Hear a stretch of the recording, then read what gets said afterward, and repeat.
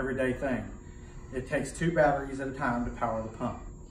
2 batteries will power your pump for at least 16 hours. You're going to go home with 8 batteries. This is the battery charger that charges your batteries. It will charge up to 4 batteries at a time. It can take up to 4 hours to recharge a drained battery. There's 3 different lights on your battery charger. There's green, yellow, and red. When you first plug a battery in, it's going to light up yellow 99% of the time.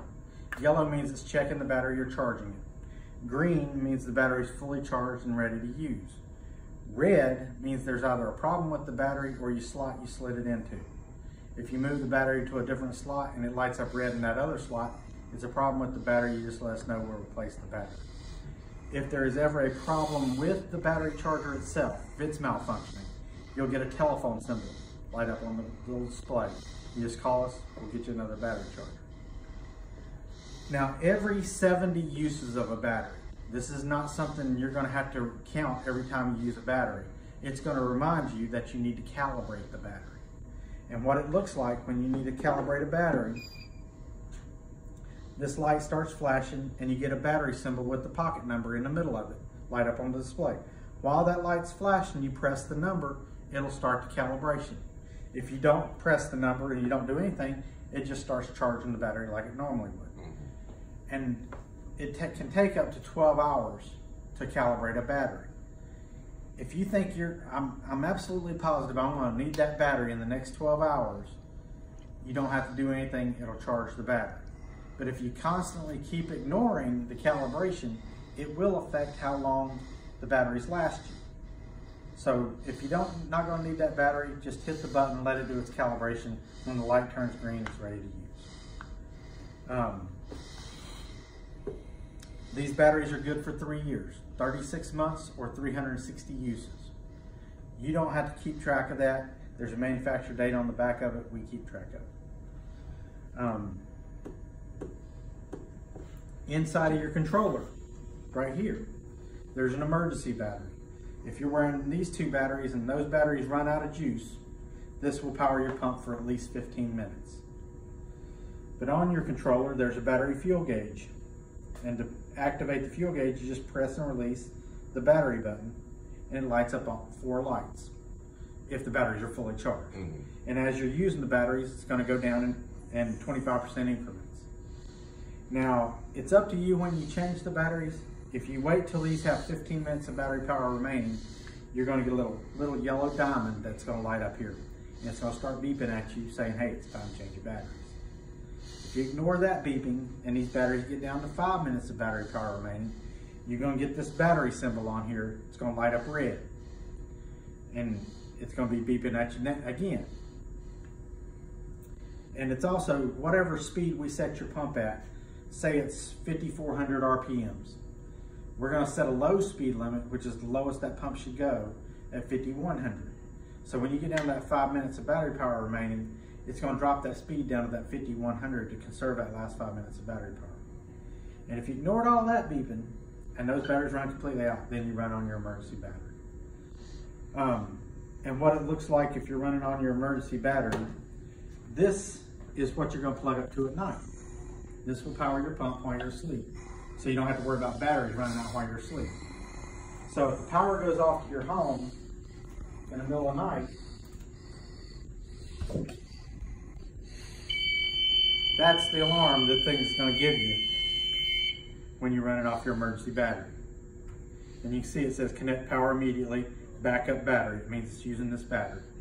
Now that should wake you up if the power goes off.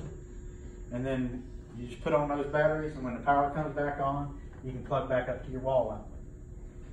Now people all the time ask us, can I just take this in the living room when I'm watching TV? Well, why would you? When you got batteries that'll last you 16 hours. Just put on 2 of those and go sit in your chair and you'll be fine. And not have 20 foot of cord laying all around your living room for people to trip over. There are 3 AA batteries in the bottom of this. And all those are for is for that alarm you heard when the power goes off. It's going to squeal at you and wake you up so you put on your big batteries. When those batteries get low in here or die, you're gonna get a little symbol on here that lights up, let you know it's time to change the batteries. And then you just take a screwdriver or a penny or whatever and unscrew that screw and put 3 new batteries in it. They're not fancy batteries, they're just Duracell or whatever kind of batteries. If there is a problem with your mobile power unit, it'll light up a yellow wrench right here. Once a day, you're gonna do what's called a self-test.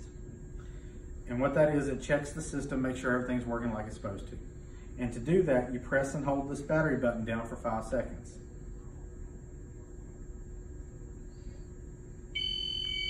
And there you go. That's the sound it makes. And it's making it really loud over here because I'm plugged up to this. But normally it's just this. And it lasts for 15 seconds. And when it's all done, all these lights and everything are going to go out. And the only thing that's going to be on is these little green arrows in the shape of a circle. As long as those green arrows are on, your pump is running. Now below that red battery symbol that you saw when I unplugged it from the wall, there's a heart-shaped symbol. If that heart-shaped symbol is lit up, that means your pump flows are less than 1.5 liters a minute, or your pump is stopped. So if these little green arrows are off and that red heart's on, your pump is stopped. There's no blood flow going through your pump. And that's an emergency situation. We need to get that pump up and running again, get your flows back going. Because if blood's not going through it and it's just sitting in it, it can start clotting. So if that red heart goes off, you're gonna call 911, get an ambulance to bring you to the hospital, call us. We're gonna do everything over the phone we can to help you get that pump restarted. Is there not an alert that goes off when it? Oh yeah, Okay. Oh yeah. I don't think I can simulate it with this. Let's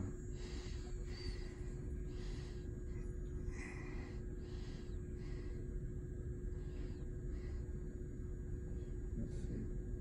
Come on. There. See?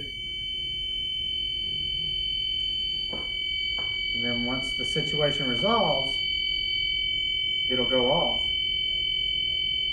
But you can silence any alarm. See, it went off. But you can silence any alarm. But if it's a hazard alarm like that, it's only going to silence it for 2 minutes. So that's what happens when you get a low flow. And the reason it took a few seconds for it to actually alarm is because, say you were bending over picking up pecans off the ground and you kinked something for a second, you know, and it caused a low flow for just a second, but then it resolved. It's not going to spook you every time any little thing happens. False alarm. It's going to make it sure it's an actual problem before it alarms. I'm leaking water. Yeah, it's been leaking water since we came. Yeah, all right. I think you got a little hole somewhere, a pinhole Yeah, somewhere. it's probably one of these little things is loose or something. But anytime there's an alarm, you saw how that screen lit up, it's going to tell you what the alarm is and what you should do to try and correct it. And in that case, it said low flow, call hospital. And like I told you when I went over all this stuff initially with you, one of us 3 VAD coordinators is on call every day, 365 days a year, day and night. So if you have any problems, even if it's just a common cold and you don't know if you're supposed to be taking something over the counter for it, you can call us and we'll tell you if it's okay or not. And there's, what's the other gentleman name? Nathan and who? Mary. Mary, okay. Yeah. And when you travel, if you go out of town, you let us know where you're going, and we'll look up the closest hospital that supports your machine on your trip. And we'll give you their name, their address, and their telephone number. In case you have a problem, you got somebody you can call. Now, if it's just a question and you're on vacation, just page us. We'll call you back and answer it. But if you have a problem, like a piece of equipment broke or something, you can call them, or you can call us, and we'll call them, whichever works best for you. And like I had a patient went to Disney World a few years back, and his battery charger quit working while he was down there. So I called the hospital in Orlando and I asked them, hey, do you have a spare battery charger he can use for the rest of his trip? And they said, sure. So he went by there, picked it up, used it for the rest of his trip. He brought it back up here with him when he got done with his vacation, and we sent it back to him. So you're never without help no matter where you go. Even if you want to go to Europe, these pumps are put in over there as well. So just let us know where you're going, and we'll give you their information so you got somebody to call. Now this battery in the back of this right here, we replace it every 3 years as well. And every time you come to clinic and we plug you up, it's going to tell us how many more months that battery's good for. So when it says replace the battery, we'll go ahead and replace it.